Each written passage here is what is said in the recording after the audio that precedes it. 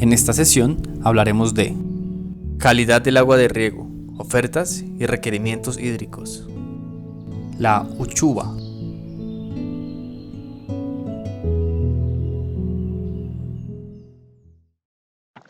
Muy buenos días, mi nombre es Jessy Andrés Zapata Arango, ingeniero agrícola y trabajo con la E-Systems Technology en el proyecto de frutas y hortalizas tipo exportación en convenio con la Gobernación de Cundinamarca.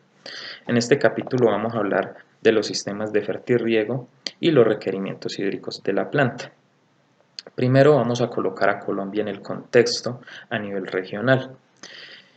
Comparado Colombia con países como Perú, Chile, Ecuador, México, pues realmente estamos en un nivel muy bajo de tecnificación y de implementación de estos sistemas de riego. ¿Por qué? Primero, pues hay factores culturales, factores climáticos y factores de pensamiento errados con respecto a esto. Aquí tenemos un comportamiento climático bimodal. ¿Qué quiere decir esto? Que tenemos un régimen de lluvias que tienen dos picos, en el cual caen lluvias de marzo a abril y de septiembre a octubre aproximadamente. Y a lo largo de todo el año caen precipitaciones frecuentes. Entonces uno le dice al productor, venga, vamos a instalar un sistema de fertirriego, y él dice, no, es que aquí cae mucha agua, entonces yo no necesito esto. Pero es un pensamiento bastante erróneo que en el transcurso del curso les voy a comentar por qué. Mientras que en países como Perú, cuando se va a establecer el cultivo, lo primero que se pregunta es, ingeniero, ¿cuánto me vale el sistema de fertirriego? ¿Dónde van a ir las tuberías, los goteros? Necesito tuberías de buena calidad, goteros de buena calidad, sistemas de filtrado. O sea, allá por lo primero que preguntan es por el sistema de fertirriego. ¿Y por qué esto? Pues que el sistema de fertirriego a mí me trae grandes beneficios. Primero, de eficiencia. Segundo, disminución de mano de obra. Tercero, mayor rentabilidad. Ahora bien, vamos a hablar qué tipos de sistemas hay. Entonces tenemos un sistema de riego por goteo, sistema de riego por microaspersión, por aspersión y de ahí para adelante los que haya. En el marco del proyecto hemos recomendado trabajar con un sistema de riego por goteo, pues no hay que desconocer que la demanda actual de agua es muy alta y por factores climáticos como el calentamiento global, el agua cada vez se escasea más. Continuando con esta serie de capacitaciones, en este caso tocaremos el tema del agua, pero desde la problemática. Evidentemente, dentro del convenio 013 de 2014. Y es que las noticias sorprendieron al mundo en diciembre del 2020. France 24 tituló: El agua ahora se transa en la bolsa de Nueva York, anticipando problemas de escasez. Recientemente, el 21 de enero del 2021, la Deutsche Welle tituló: Especulando con el agua, ¿bien comercial o derecho humano? Y en los diarios colombianos, El Tiempo, el 9 de diciembre del 2020 tituló: ¿Por qué el agua debe entrar al mercado como el petróleo? Es así que el agua comienza a cotizar en la bolsa por temor a la escasez. Y el mercado de materias primas de la bolsa de Nueva York, donde se cotiza el petróleo, oro, carbón, aluminio y madera, empieza a recibir entonces la cotización de los valores por el agua.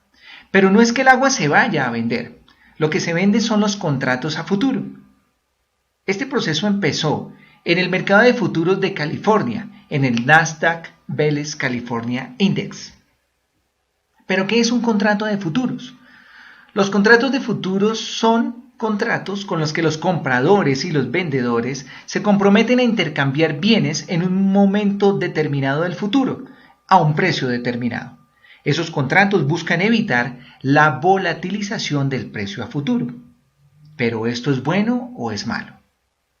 Si usted, amigo agricultor, puede conocer el precio del agua de regadío para el año 2022, le permitirá tener una mejor gestión financiera y esto será bueno. Pero si estos contratos pasan de mano en mano, es decir, entre inversionistas e inclusive aseguradoras, se generará un proceso de especulación y esto será malo. Simon Poleston Jones, ex jefe europeo de la Asociación de la Industria de Futuros, dijo lo siguiente: necesitamos pensar en las posibles consecuencias negativas, directas e indirectas, de tratar el agua como una mercancía en lugar de un recurso. Y es que el agua es tan importante que la FAO desarrolló el portal Aquastat. Aquastat es un sistema mundial de información de la FAO sobre el agua en la agricultura. Aquastat recopila, analiza, difunde datos e información por país sobre los recursos hídricos, el uso del agua y la gestión agrícola del agua, con énfasis en la agricultura de regadío en África, Asia, América Latina y el Caribe. Proporciona datos, metadatos, informes, perfiles de países, perfiles de cuencas hidrográficas, análisis regionales, mapas, tablas, datos especiales, directrices y otras herramientas sobre recursos hídricos, recursos del agua, riego, como ubicación, área, tipología y tecnología, presas y también instituciones políticas y legislación relacionada. Pero ¿cómo se encuentra Colombia frente al mundo? El cronista de Argentina, en un informe del 26 de enero del 2021, presentó los 10 países con mayores recursos hídricos. Esta clasificación colocó a Colombia en el 6º lugar, con un total de recursos hídricos renovables reales de 2.360 kilómetros cúbicos por año. Es decir, nos encontramos en un lugar privilegiado con respecto a los demás países del mundo. Pero ¿qué puede hacer usted, amigo agricultor, para mejorar y aportar en esta problemática? Primero, hacer medición del agua requerida, del agua disponible y del agua usada en procesos agrícolas y pecuarios. Usar sistemas de riego tecnificados, como goteo y microaspersión. Fomentar el uso de coberturas. Esto ayudará a evitar la evaporación directa. Construir reservorios para reciclar el agua lluvia. Y recuerde siempre tener asesoría técnica adecuada para el diseño, instalación y uso de sistemas de riego. De esta manera, amigo agricultor, usted podrá hacer un aporte positivo para disminuir la problemática del uso del agua. Más ahora que este recurso empieza a cotizar en la bolsa de valores. Luego de conocer la perspectiva actual del agua, seguiremos hablando de los sistemas de fertirriego. Entonces, cuando tenemos sistemas de riego por aspersión, pues realmente estamos derrochando agua. Como dice un colega mío, Miguel Ángel Romo, ingeniero agrícola, que ha tenido una larga experiencia en países como Perú, Chile, Ecuador y otros de la región.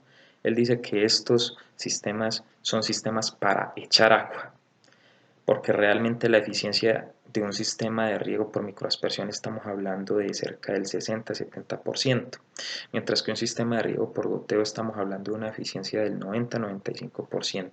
Es decir, que no estamos botando agua y los requerimientos energéticos son menores. Por lo tanto, aquí en Colombia tenemos sistemas de plantaciones bastante extensivas, como son el banano, el cultivo de flores. Los cultivos de flores son los que más tecnificados están en el tema de sistemas de fertirriego. Sin embargo, no alcanzamos a llegar a donde deberíamos de estar. Cuando estamos aplicando un sistema de fertirriego por microaspersión o aspersión, pues la eficiencia va a ser muy baja, el aumento de sales en el suelo va a ser mucho mayor, se van a concentrar más sales, y en el sistema de riego por goteo la concentración de sales es mucho menor. A la larga, la productividad y la rentabilidad van a ser mucho mayores.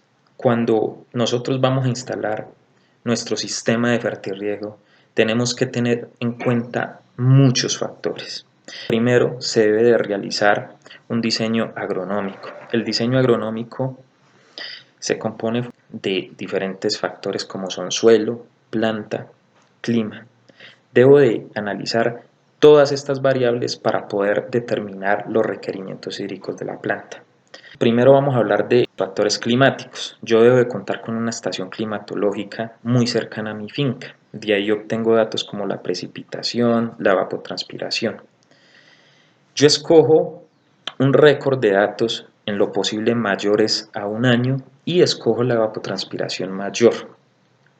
Esa evapotranspiración va a ser mi evapotranspiración de referencia y va a ser la evapotranspiración de diseño. Es decir, se evapora 5 milímetros, pues tengo que reponer esos 5 milímetros con mi sistema de riego. Luego viene un concepto que es el K sub C, que es un coeficiente del cultivo. Estos coeficientes se pueden determinar o en campo o se pueden obtener de diferentes tablas. En la FAO, en una página de la FAO se pueden encontrar estos K sub C para los diferentes cultivos. Se tiene que para un cultivo en diferentes etapas fenológicas se tiene un K sub C diferente. Ya se han hecho los respectivos estudios, diferentes mediciones y esos K sub C ya están determinados. Luego se determina la evapotranspiración del cultivo, que es la multiplicación del K sub C por la evapotranspiración de referencia. Esta evapotranspiración se divide por la eficiencia de mi sistema de riego y con eso determinamos la lámina de riego que debemos aplicar para poder reemplazar esa agua evapotranspirada. Esto es fundamental para determinar mi lámina. Luego vienen otros factores, como son el suelo. Yo debo de saber en qué tipo de suelo estoy trabajando, si estoy trabajando en un suelo arenoso, franco o arcilloso. Sabemos que un suelo franco retiene buena humedad, un suelo arcilloso retiene mucha más humedad y un suelo arenoso no retiene tanta humedad. Por lo tanto, su drenaje va a ser mucho mayor, su infiltración va a ser mayor. ¿Para qué nos sirve conocer qué tipo de suelo tenemos en nuestra finca? Pues con esto podemos determinar qué tipo de gotero vamos a utilizar y con qué caudal. Si yo aumento el caudal, mi bulbo húmedo va a ser mucho mayor. ¿A qué hago referencia con el bulbo húmedo? El bulbo húmedo es el diámetro en el cual el área de mojado se extiende, el área de mojado del gotero. Entonces, a medida de que yo aumento el caudal del gotero, el bulbo húmedo va a ser mayor y el traslape va a ser mayor, pero el costo del gotero va a ser mucho mayor.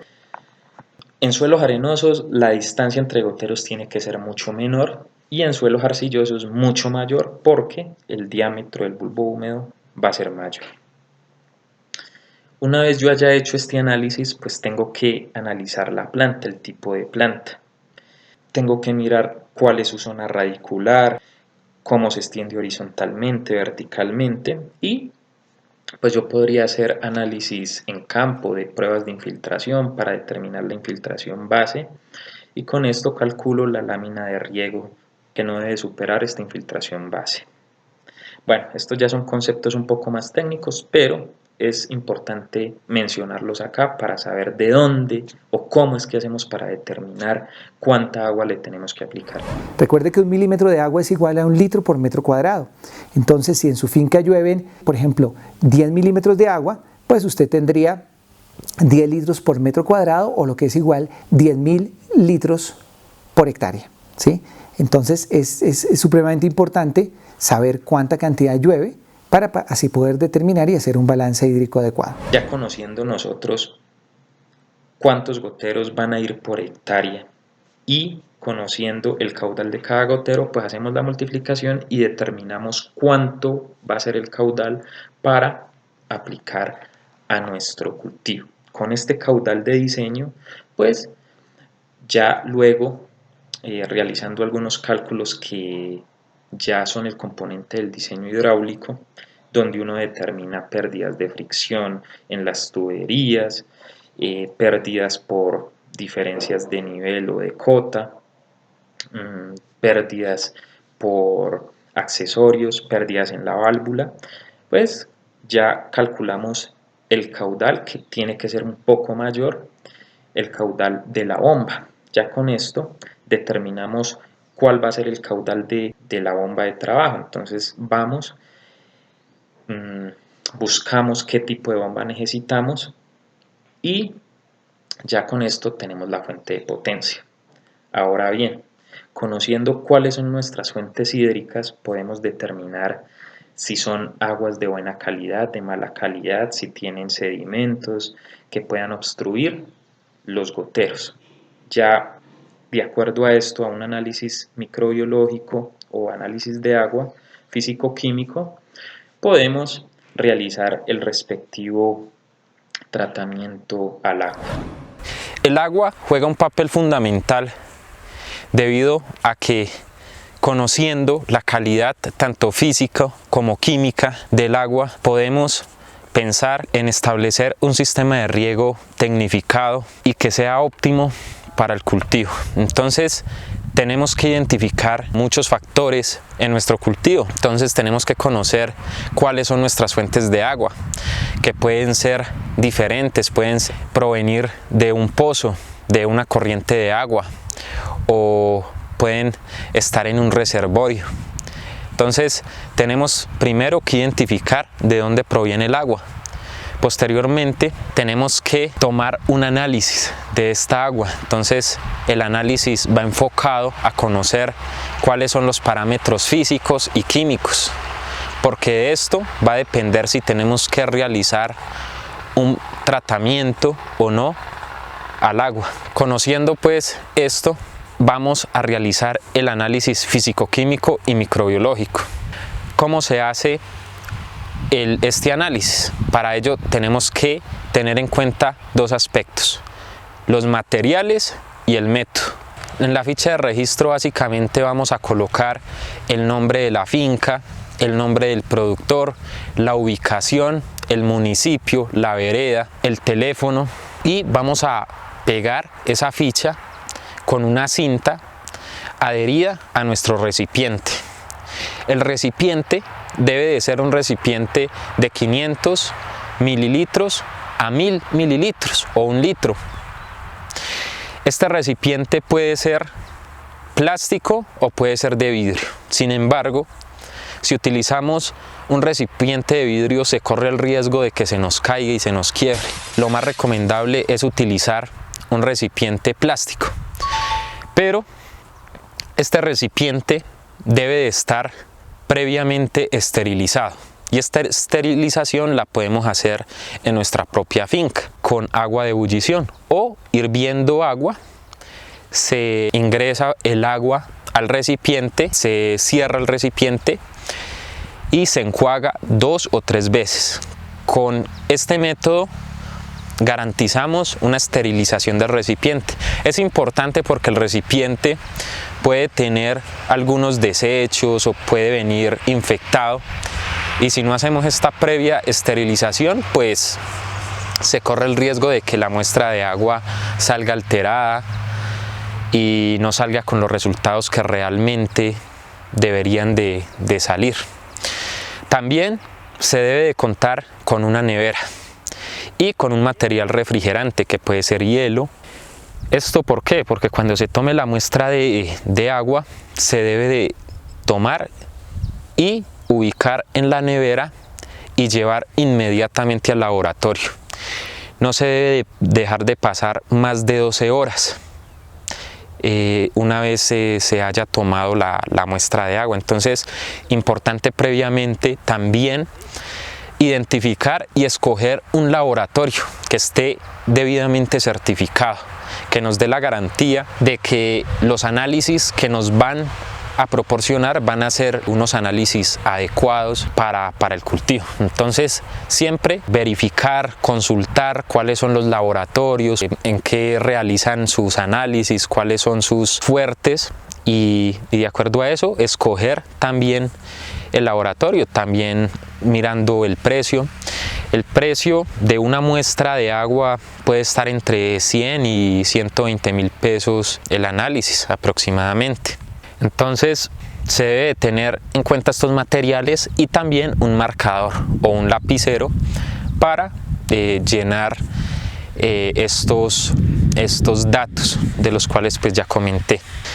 Ahora bien, tenemos que identificar nuestras fuentes de agua. Entonces, si tenemos un pozo, sabemos que nuestra agua está estancada. Entonces, ¿cómo es el método de la muestra de agua allí?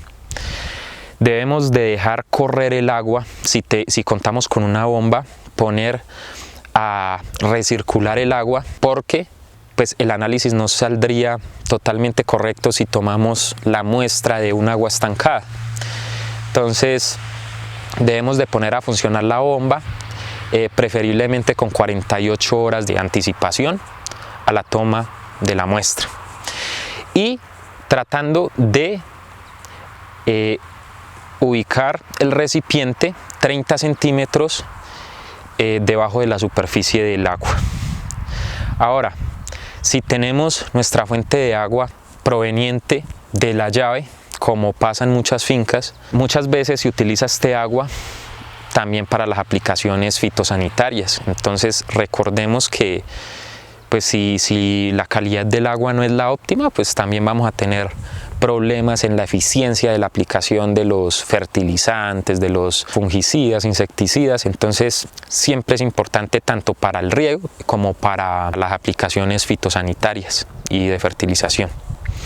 Entonces, si la vamos a tomar de la llave, dejamos correr el agua 2 o 3 veces dentro del recipiente, tapando este recipiente y recirculando pues el agua dentro de este. Ahora, si tenemos una corriente de agua, que puede ser un río, una cañada en la cual hay una corriente y que esa es nuestra fuente, pues nos dirigimos allá con el recipiente vacío, introducimos el recipiente dentro de esta corriente de agua a cierta profundidad, siempre que esté cerrado. ¿Por qué no lo introducimos abierto? Porque en la corriente superficialmente pueden venir desechos o pueden venir cualquier tipo de contaminantes que vienen en la corriente. Entonces lo ideal es, teniendo sumergido el recipiente, lo volteamos lateralmente y teniéndolo allí, abrimos el recipiente, abrimos la tapa y procede a llenarse totalmente el recipiente. Sacamos el recipiente y lo cerramos. Esta es la manera adecuada para tomar una muestra de agua cuando tenemos una corriente. Y también podemos tener un reservorio o un tanque en el cual tenemos nuestra agua. Pasa lo mismo que con el pozo.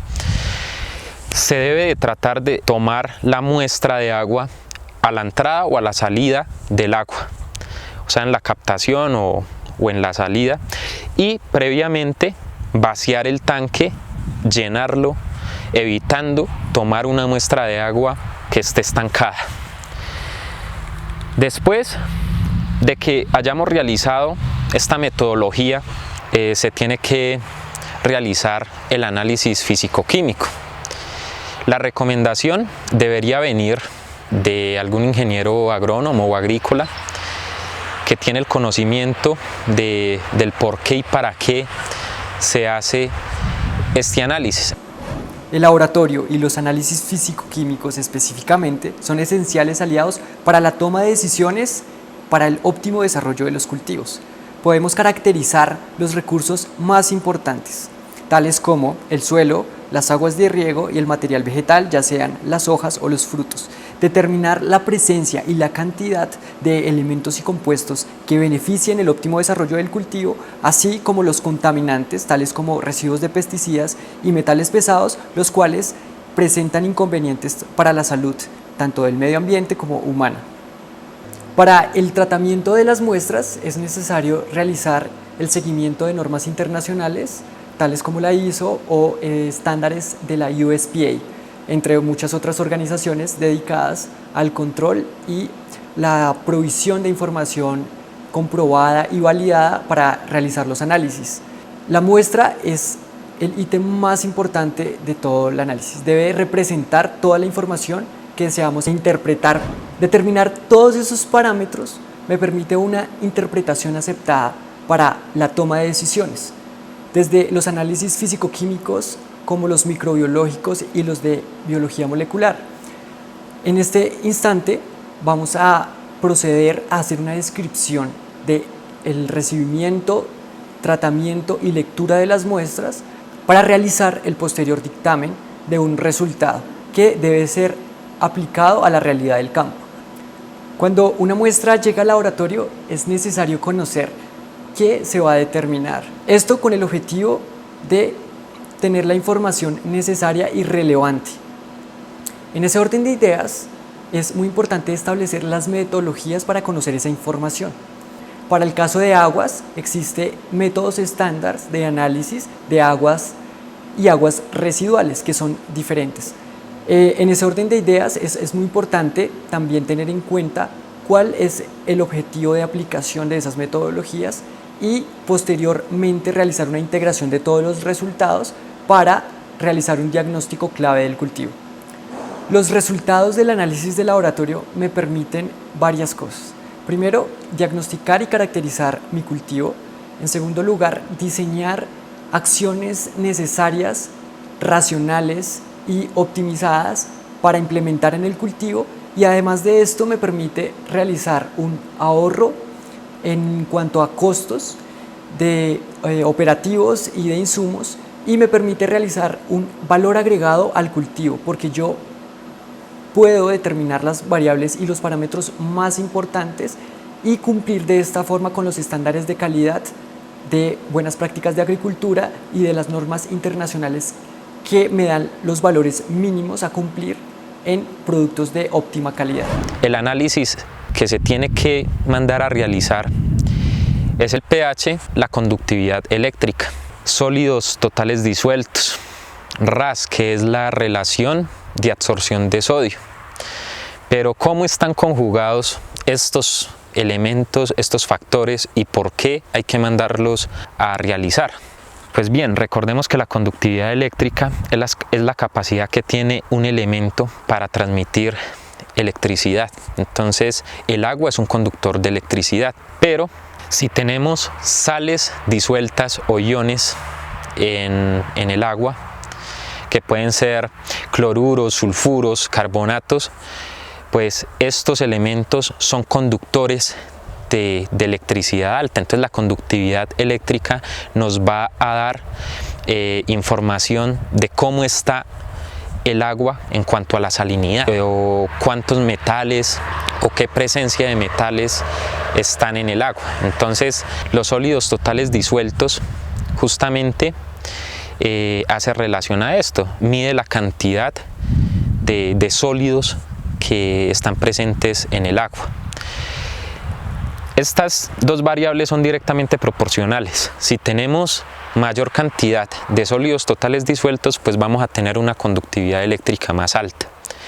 Y si tenemos menor cantidad de sólidos totales disueltos, vamos a tener una conductividad eléctrica más baja. Siempre es importante tener en cuenta estos conceptos, porque muchas veces pues el laboratorio puede brindar simplemente los resultados, pero también es importante saberlos interpretar y que el productor sepa por lo menos la teoría de cada parámetro.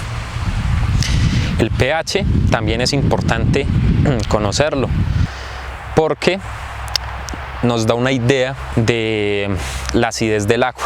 Entonces recordemos que el pH se mide de 0 a 14, es un valor adimensional en el cual el 7 es neutro, de 0 a 7 es ácido y de 7 a 14 es un agua alcalina o básica.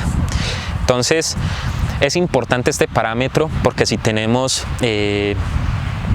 aguas muy ácidas, nos pueden afectar, por ejemplo, la efectividad en la aplicación de fertilizantes o de productos químicos o biológicos. Entonces es muy importante este parámetro. También debemos de mandar a medir la dureza y algunos elementos que son metales, que también es importante conocer su relación, porque con esto, pues si vamos a establecer un sistema de riego o fertirriego, entonces cuando se va a hacer el cálculo para saber qué nutrientes aplicar en el sistema de fertirriego, pues conociendo qué elementos ya están en el agua, se hace el respectivo cálculo restando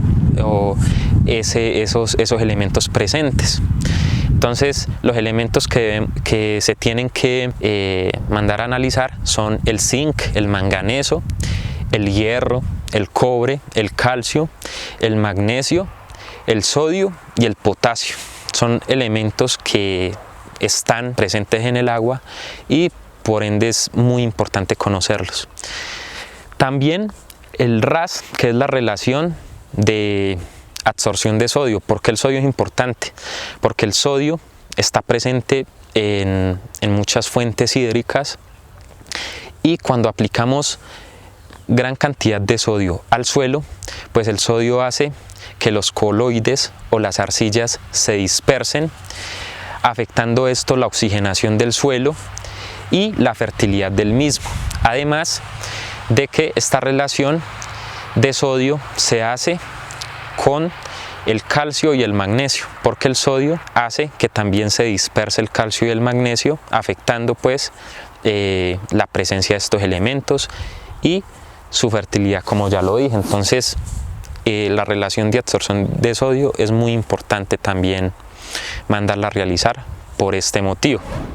Finalmente se manda también a analizar el nitrógeno que está presente en el agua en formas de nitratos y nitritos. Y bueno, ya con esto ya podemos darnos a una idea de cómo está el agua y poder tomar decisiones más claras y más técnicas para poder, bueno, potabilizar el agua en el caso de que se requiera o no.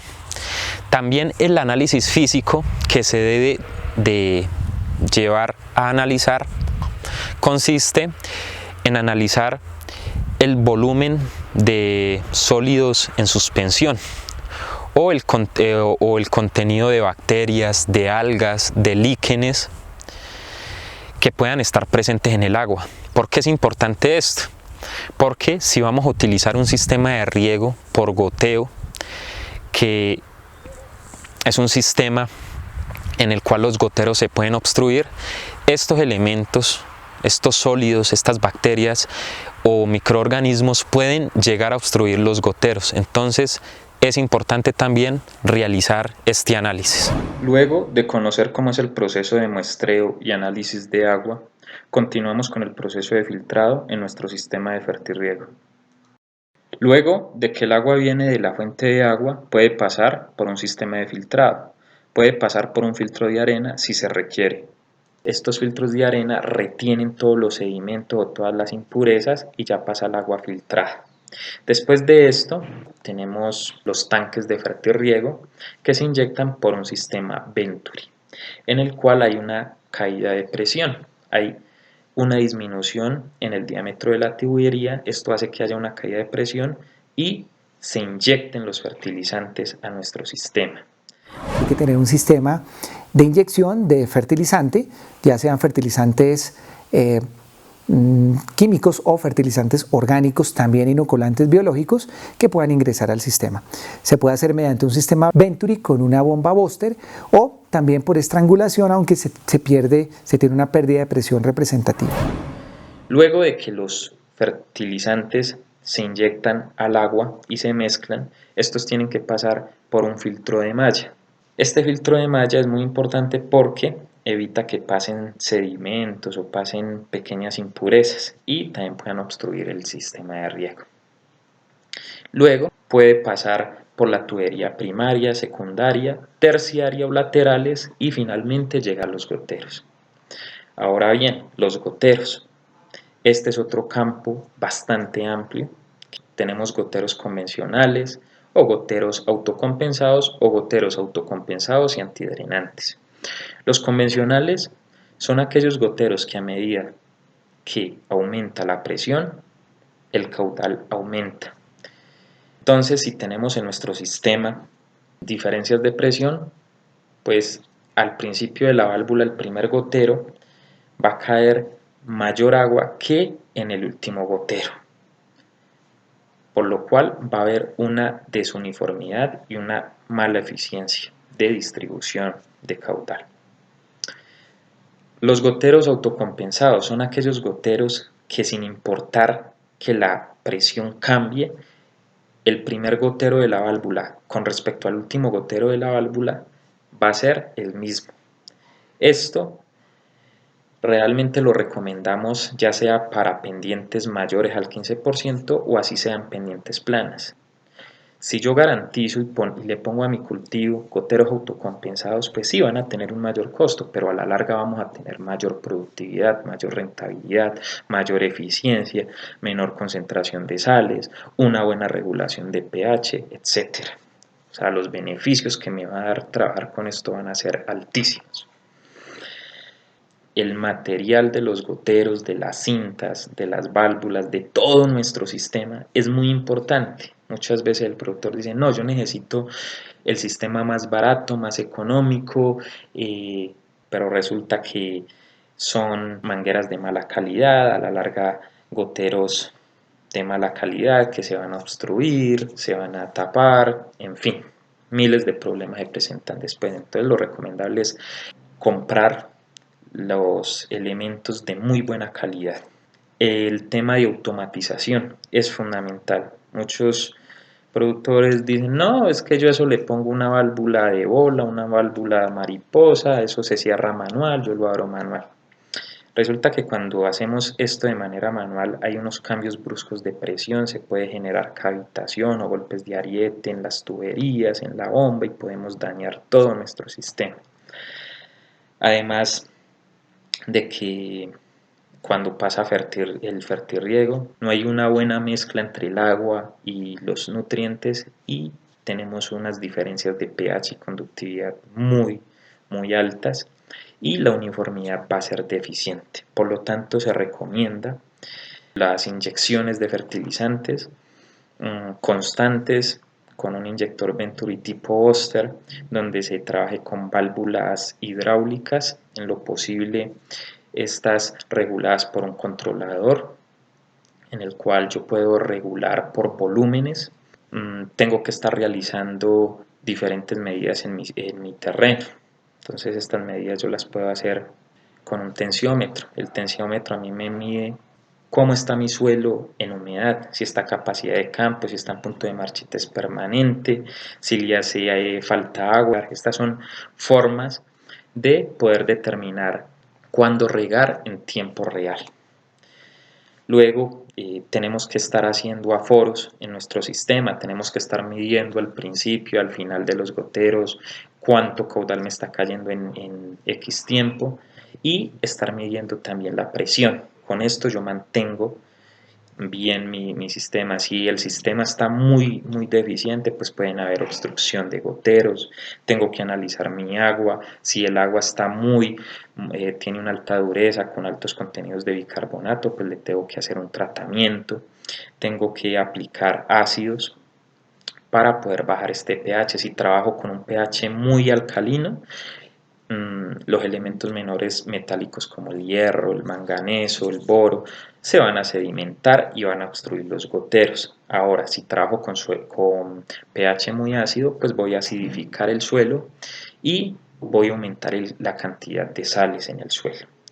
Entonces es un tema bastante amplio, bastante complejo, en el cual pues se tiene que recibir una orientación, una capacitación en lo posible de ingenieros agrónomos, ingenieros agrícolas, para poder construir un sistema de fertirriego bastante bien tecnificado. Para finalizar esta sesión, los dejamos con un video de la Fundación Gaia Amazonas con el que nos ilustran acerca de la importancia de mantener la conectividad hidrológica entre los Andes, la Amazonía y el Océano Atlántico. Esta es la Tierra, y esta porción de acá es el Amazonas. Aunque parece una porción pequeña en relación con el resto del planeta, lo cierto es que cumple un papel enorme para la vida por su participación en el ciclo del agua y en la regulación de la temperatura. Vamos a hablar sobre esto y del papel que tiene la vida animal para ver la importancia de garantizar la conectividad entre la cordillera de los Andes, la Amazonía y el Océano Atlántico. Una metáfora muy usual para referirse a la selva del Amazonas es la del pulmón, por su intercambio de oxígeno y dióxido de carbono con la atmósfera, algo fundamental para que todos podamos respirar. Sin embargo, la selva va mucho más lejos, tanto así que sin ella gran parte de América del Sur sería un desierto. ¿Pero por qué? Empecemos por señalar que el agua se acumula sobre todo en los océanos, y si bien el calor del sol la evapora y la sube por los aires, es necesario que el viento empuje el vapor tierra adentro. De otro modo, el agua no llegaría a los continentes, moriría la vegetación y se secarían grandes extensiones. La manera como el Amazonas entra en juego acá es complementando la labor de los vientos alisios, ayudando a atraer el aire y reteniendo el agua en tierra. Esta es una hipótesis fascinante. Según ella, los bosques son también responsables de los vientos porque la transpiración de los árboles genera un vapor que cuando se enfría se condensa. La condensación disminuye la presión del aire y entonces se crean vacíos que succionan aire de los océanos hacia el continente. Este proceso, realizado a la escala de 600.000 millones de árboles que hay en el Amazonas, produce fuertes vientos de aire húmedo, casi como ríos voladores provenientes del Atlántico. Y así se generan las nubes y la lluvia que hidrata el continente. Ahora, dentro del continente aparecen los Andes. Ellos reciben el agua que traen los vientos, ayudan a retenerla con su vegetación y la distribuyen por toda la tierra con los ríos. Y los ríos llevan el agua de vuelta al océano Atlántico para que el proceso se repita. Eso en cuanto al ciclo hidrológico. Ahora consideremos la temperatura. Sabemos que el dióxido de carbono actúa como una barrera que impide que el calor salga de la Tierra. Este es el famoso efecto invernadero. Pues bien, los árboles contrarrestan dicho efecto absorbiendo el dióxido de carbono de la atmósfera a través de la fotosíntesis. Con esto y con los sumideros de dióxido de carbono bajo tierra, el Amazonas anualmente le quita a la atmósfera más de 1 billón de toneladas de este gas, ayudando a contrarrestar el calentamiento global, que es consecuencia de nuestra sobreproducción de gases de efecto invernadero. Por otro lado, el Amazonas también regula la temperatura creando nubes, pues las nubes, especialmente las que son bien blancas, reflejan la luz del sol, y así impiden que llegue hasta el suelo y nos caliente en exceso. El bosque frondoso del Amazonas guarda bajo sus raíces grandes cantidades de agua, y entonces, a través de la evaporación y la transpiración de las plantas, genera 7 veces más vapor que el océano, es decir, muchas más nubes que reflejan más luz solar. En resumen, regular la cantidad de oxígeno y de dióxido de carbono, mantener la temperatura dentro de ciertos rangos y participar en el ciclo del agua generando los vientos y reteniendo el agua en la tierra son algunas de las funciones que la Amazonía realiza de manera integrada con el Océano Atlántico y con la cordillera de los Andes. Sin embargo, todavía no tenemos la imagen completa. ¿Qué nos puede faltar? Nada más y nada menos que la vida animal. Todos hemos oído, por ejemplo, de la importancia de las aves para diseminar las semillas de los árboles, pero cada animal, cada planta, cada insecto, también los hongos y los minerales, todos realmente cumplen un papel importante en los procesos físicos, químicos y biológicos de la Tierra. Porque pensando desde una perspectiva más amplia, la Tierra es un solo sistema, un organismo que se regula a sí mismo. Cada entidad que la habita es entonces una parte del engranaje completo, del gran organismo planetario. De esta manera, damos por culminada la sesión número 8. Agradecemos la atención brindada.